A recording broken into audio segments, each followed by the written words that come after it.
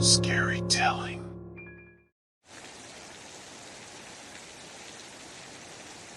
I woke up in a cold sweat, disoriented and unsure of where I was. The last thing I remembered was walking home from a late-night shift at the diner where I worked. But now, I found myself in a dark room, my arms bound tightly behind my back. As my eyes adjusted to the dim light, I saw a man dressed entirely in black standing before me. He was holding a plate in his hand, and as he set it down in front of me, I realized with horror that it was covered in blood. On the plate were 2 human arms, still bleeding heavily from the incision that separated them from the body. They were bent at the elbows and sprinkled very heavily with Parmesan cheese. "Eat," the man in black said, gesturing towards the food, "or your suffering will be prolonged." I felt bile rise in my throat at the thought of eating human flesh, but the man's threat was enough to make me reconsider. I had to survive, no matter the cost. As best as I could, I grabbed the meal with the nubs that were once my arms and began to chew the flesh. It was tough and rubbery, with a metallic taste that made me want to retch. But I had to keep going, had to finish the meal if I wanted to live. The man in black watched me with a sickening grin on his face, as if he was enjoying my agony. I felt like a puppet, dancing to his tune and forced to do his bidding. When I finally finished the meal, the man in black pulled out a phone and made a call. "It's done," he said into the receiver, before turning his attention back to me. "You're mine now." I shuddered at his words, realizing that I was now in his control. Whatever he wanted from me, whatever horrors he had in store, I was powerless to stop him. The man in black laughed, a cold, sinister sound that sent chills down my spine. "Welcome to the family," he said, before leaving me alone in the dark room, wondering what would happen to me next. After consuming the gruesome meal, I began to feel a strange sensation in my body. It was as if the meat I had eaten was somehow changing me from the inside out. I felt a primal urge to hunt and kill, a thirst for blood that I had never experienced before. At first, I tried to resist the urge, telling myself that it was just a side effect of the traumatic experience I had been through. But the hunger was too powerful to ignore, and soon enough, I found myself wandering the streets at night, searching for my next meal. I couldn't control my urges anymore. Every time I saw a person walking alone, I felt a rush of excitement and hunger that was impossible to ignore. I started stalking my prey, watching their movements and waiting for the perfect moment to strike. The first time I attacked someone, it was like a switch had been flipped inside of me. I felt alive in a way that I never had before, the rush of adrenaline and the taste of blood in my mouth intoxicating.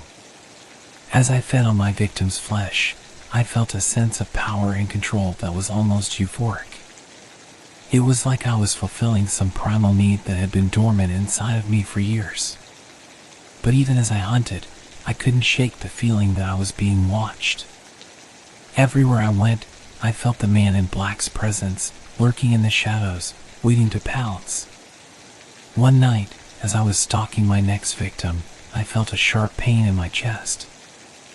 I looked down and saw that a strange symbol had been carved into my flesh, one that I had never seen before. It was then that I realized that something was terribly wrong. The meat that I had consumed had changed me in ways that I couldn't have imagined. I was no longer in control of my own body, and I had no idea what was going to happen next.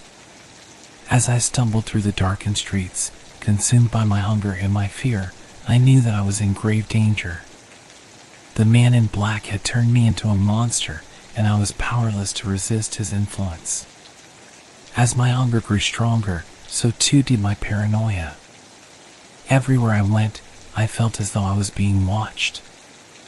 I saw glimpses of the man in black lurking in the shadows, watching me with a sinister grin on his face. At first, I tried to convince myself that it was just my imagination, that the man in black couldn't possibly be everywhere at once. But the more I hunted, the more convinced I became that he was always watching, always waiting for me to slip up. He communicated with me through cryptic messages and taunts, sometimes whispering in my ear while I was alone, sometimes sending me threatening texts or emails. I knew that he was playing a twisted game with me, but I couldn't figure out what he wanted or what he hoped to achieve. I became increasingly paranoid, never knowing when the man in black would strike next. I started to see his influence everywhere, in the way people looked at me on the street, in the strange symbols that I saw etched into walls and street signs. One night, as I was stalking my prey, I saw a figure standing in the shadows, watching me with an intense stare. I couldn't make out his features, but I knew without a doubt that it was the man in black. He stepped out of the shadows and approached me, his face twisted into a sinister grin.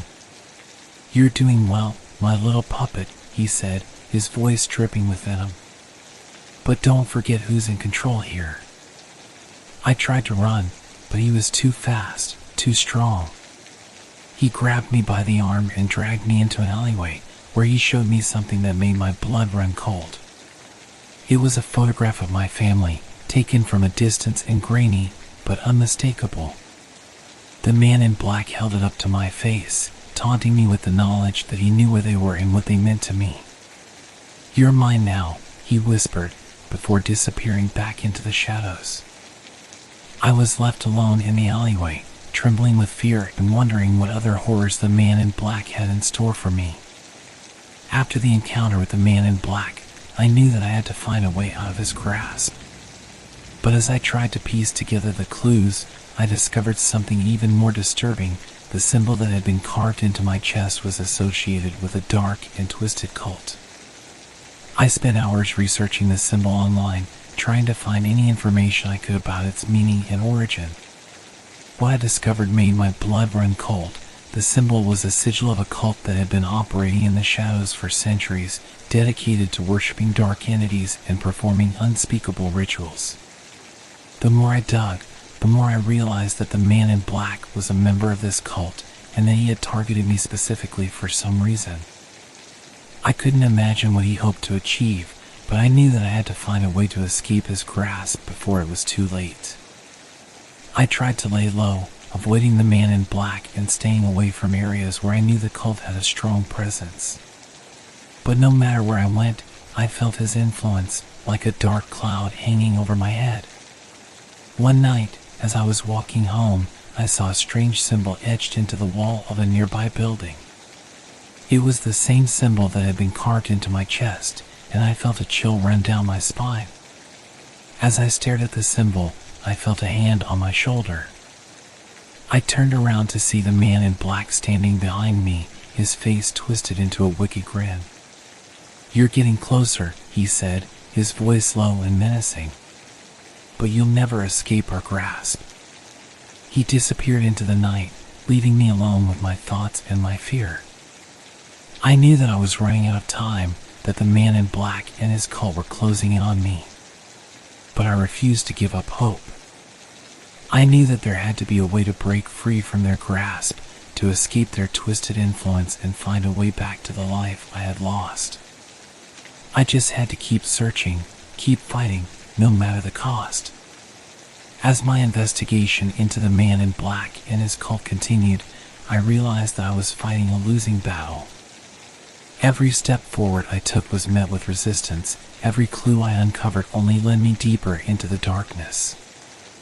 I knew that the man in black was watching my every move, waiting for the moment when he could strike and drag me back into his grasp. But even as I tried to avoid him, I couldn't shake the feeling that I was already too far gone, that I was already a member of his twisted cult. It was then that the man in black made his final move. He appeared before me in a dark alleyway, flanked by other members of the cult. I tried to run, but they were too fast, too strong. They overpowered me and dragged me into a waiting van. When I came to, I was in a dark room, surrounded by the other members of the cult. They were chanting in a language I couldn't understand, performing some kind of ritual that made my skin crawl. The man in black appeared before me, his face twisted into a wicked grin. "Welcome home," he said, before revealing his ultimate plan for me. He explained that I was now a member of the cult, that I had been chosen for some unknown reason to serve their dark master. He told me that I would spend the rest of my life doing their bidding, performing unspeakable acts in the name of their twisted religion. I felt a sense of despair wash over me, realizing that I was truly doomed. I had lost everything that I had ever cared about: my identity, my freedom, my sanity. I was now a puppet, dancing to the tune of the man in black and his cult, with no hope of escape. As the chanting grew louder, I closed my eyes and tried to shut out the horrors that surrounded me. But even in the darkness, I knew that my fate was sealed. I was doomed to serve the man in black and his cult, to become a monster in my own right, with no hope of redemption.